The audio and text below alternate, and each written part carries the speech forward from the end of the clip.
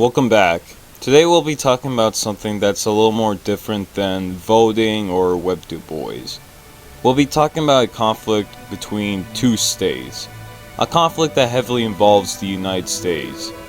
A conflict that has spanned for almost half a century, and it all takes place in the most developed, peaceful, and well-constructed place on Earth, the Middle East. We are specifically speaking about the Israeli and Palestinian conflict. So what is this conflict? Why are Israel and Palestine fighting each other? And what are they fighting for? Well, we'll get to that, but first let's just give some historical background, just to get to the point of it all. First thing to know about the history of the region is that it's heavily involved in religion, primarily Abrahamic religions, like Judaism, Islam, and Christianity. Bless me, Father, for I have really sinned. Because of its background, it's been viewed as a land of faith, and because of that, it's also been the subject to religious invasions and conquest. There were two kingdoms, the Kingdom of Israel and the Kingdom of Judah, which changed as soon as the Roman Empire got introduced.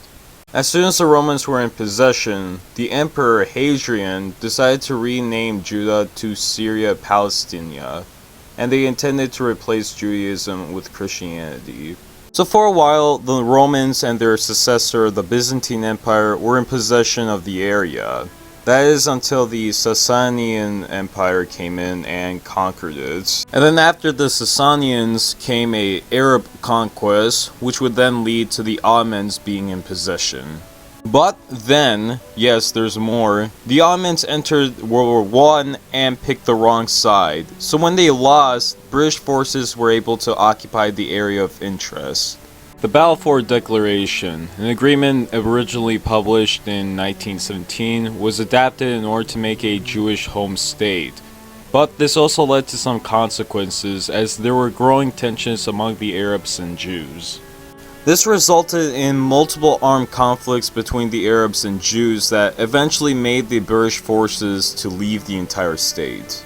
It gets worse though. During World War II, when Jewish Europeans were trying to escape the Holocaust and Nazis, they migrated to Israel, which would eventually lead to a majority of a Jewish population.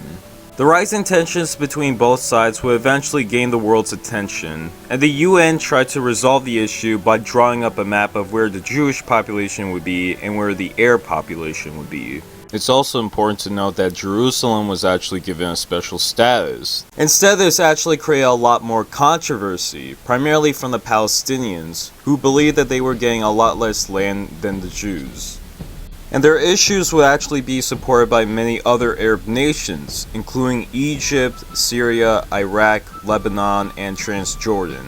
Then, and this is the final then, after the end of British mandate for Palestine, and Israel finally became a formal Jewish state, a war between the two states broke out. The Arab League was an alliance made up of countries that I've just previously mentioned, and they wanted to make an Islamic state instead of a Jewish state. Unfortunately for the Arab League, however, Israel would end up winning the war, and eventually be the formally recognized state instead of Palestine. This wasn't the end though. This would just end up being a pattern of more wars, more devastation, and more casualties from both the Israelis and the Palestinians. Anyways, this is what Israel and Palestine look like today. Obviously, it's a stark difference from the past. As you can see, the West Bank has been almost completely occupied, Jerusalem has been declared Israel's capital, and the Gaza Strip is, while under Palestine, actually ruled by a militant called the Hamas. So, what are we gonna do about this? Well, let's look into both sides.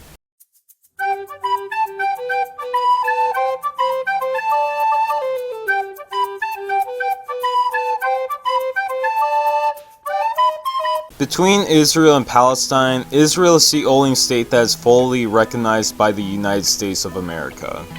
Israel has been declared as the US's most important strategic ally in the Middle East, and because of that, the two share a very strong diplomatic relationship.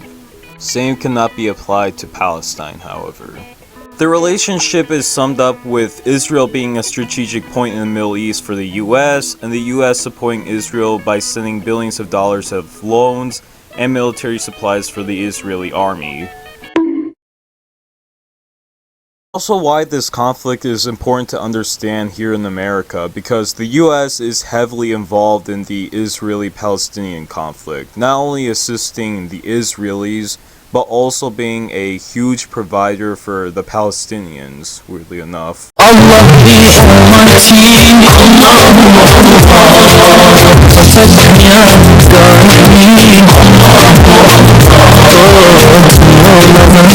Between Israel, Palestine is the lesser recognized state. Where Israel is recognized by at least 164 countries, Palestine is only recognized by 138 countries, such as Russia, China, Turkey, and India. Although it should also be noted that those 4 countries also recognize Israel. And not to mention the entirety of the Middle East basically recognizing Palestine as the official state. There are 2 parts of Palestine. There's the Gaza Strip, which is along the coastline, and then there's the West Bank, which is right in the middle between Israel and Jordan. The West Bank is ruled under the Fatahs, while the Gaza Strip is ruled under the Hamas. While we're 6 minutes into the video, let's get into some resolutions to this issue. Probably the most simplistic resolution to this issue would be recognition, as in recognizing both Israel and Palestine as their own states. By doing this, not only would it give the US a lot more to sell this conflict, but it can also improve their relations with Middle Eastern countries, because they really like America. There is a problem with this. The only person in the US that can recognize other countries is the president. And I'm sure that Biden will definitely recognize Palestine. There are easier methods though. You can actually help through organizations like Mercy Corps or Doctors Without Borders, which provide medical and humanitarian assistance in the region. There's also the Carter Center, an organization formed by Jimmy Carter, the former immortal US president. That line's gonna age terribly in a few years, Jesus.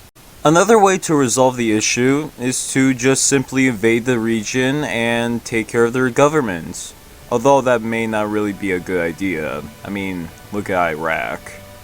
This is also why there needs to be an end to this issue, because as you have both sides arguing over nationalities and religion, there's gotta be a lot of extremism.